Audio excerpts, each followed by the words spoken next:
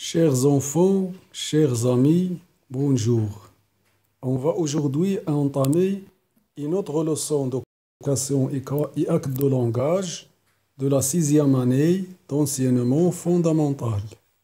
L'objectif de cette leçon sera parler du déroulement d'un événement raconté. Lors d'un voyage, une fille va raconter à ses amis de classe ce qu'il a vu dans ce voyage. Elle va lui donner les faits qu'il a vécus et les choses qu'elle a vues. Premièrement, devant vous, je vais vous décrire une image et je vais poser des questions. Vous allez essayer de répondre à ces questions. Dans l'image, il y a une fille, deux garçons et des photos qui montrent un voyage à la ville de Marrakech. Allez, c'est parti. On va commencer les questions. Première question. Que vois-tu sur cette image?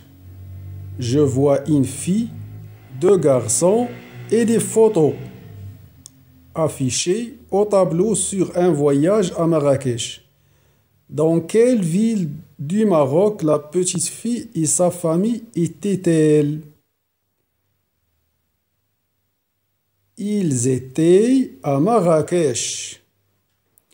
Quel moyen de transport vois-tu sur l'image? C'est une calèche. Combien Dounia a-t-elle de frères et sœurs? Dounia a seulement un frère.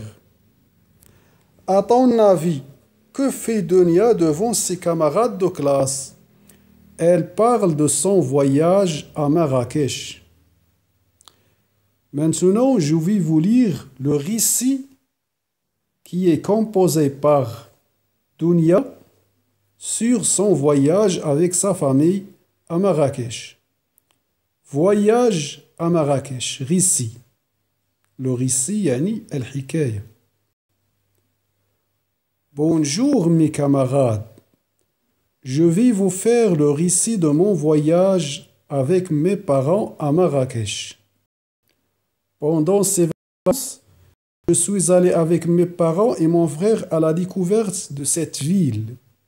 D'abord, nous avons pris une calèche et la promenade a été un vrai plaisir. Nous avons pu voir le grand minaret, la Koutoubia, la place de Jem el-Fna et la Ménara. On s'arrêtait à chaque fois dans ces endroits et on prenait des photos souvenirs.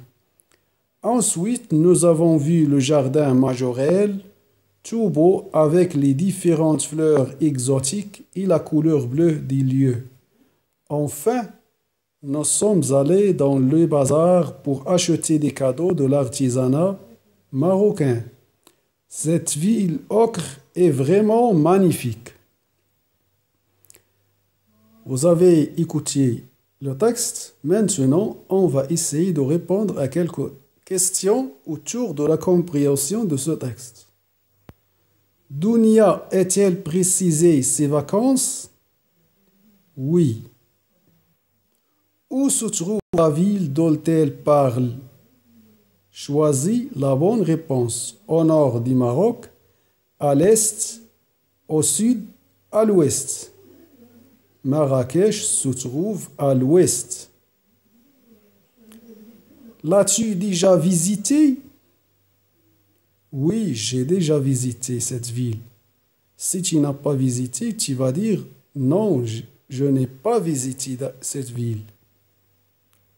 Dans quels endroits Dounia et ses parents sont-ils allés? Cite-les dans l'ordre. Les endroits que Dounia a visités avec sa famille sont la Koutoubia, la place Jem el-Fna, le Ménara, les jardins Majorelle et les bazars. Tu as sûrement entendu parler de place Jem el-Fna? Raconte ce qu'on peut trouver dans cet endroit. Oui, il y a les vendeurs de fruits secs et de jus d'orange, des charmeurs de serpents, des montreurs de signes et des petits restaurants pour la nourriture. Quelle est la couleur des murs dans le jardin majorel? Les jardins majorels est tout bleu. On va essayer de répondre à d'autres questions. As-tu entendu un dialogue ou un récit? Oui, j'ai entendu un récit par mon père. De quoi parle-t-il? Ce récit maintenant parle de la petite fille avec sa famille à Marrakech. Où se trouve Dounia? Elle se trouve en classe. Que montre-t-elle du doigt? Pourquoi? Elle montre des photos de son voyage pour expliquer le déroulement du voyage à ses camarades. Qu'est-ce que Dounia et sa famille ont fait au début du voyage? Ils font une promenade en calèche. Qu'est-ce que Dounia et sa famille ont fait à la fin? La famille a visité du bazar et pour l'achat des cadeaux. Que marquent les mots d'abord, ensuite et enfin? Ces mots marquent le déroulement, la succession des événements. Alors maintenant, on va essayer de vous donner les mots et les expressions pour raconter ou bien pour formuler un récit. Alors pour raconter, j'utilise je lorsque je parle de moi. J'ai fait une promenade, ou bien je veux parler sur une chose qui est passée, que j'ai fait dans mon passé, j'utilise je. Ou bien j'utilise on, j'utilise il lorsque je parle sur quelqu'un, ou bien elle. Alors tout ça plus l'imparfait ou le passé composé, parce que l'imparfait et le passé composé sont les temps de passé pour le récit. Dans le récit, j'utilise toujours l'imparfait et le passé composé. Chaque verbe que je l'utilise, je dois le mettre au passé composé ou bien à l'imparfait, comme on a vu dans le texte. J'utilise aujourd'hui les indicateurs temporels, maintenant, il y a longtemps, autrefois, l'année dernière, hier, le soir, la semaine dernière, et on utilise les indicateurs de lieu, ici, près, loin, d'ici, etc. Alors, pour situer ces actions dans le temps chronologique, j'utilise les expressions suivantes. D'abord, ensuite, après, enfin. Ou bien, premièrement, deuxièmement, troisièmement, pour terminer. Ou bien, d'abord, premièrement, deuxièmement, troisièmement, finalement. Alors maintenant, je vais vous donner le lexique. Ce sont les mots qui sont très importants quand on lit dans ce récit.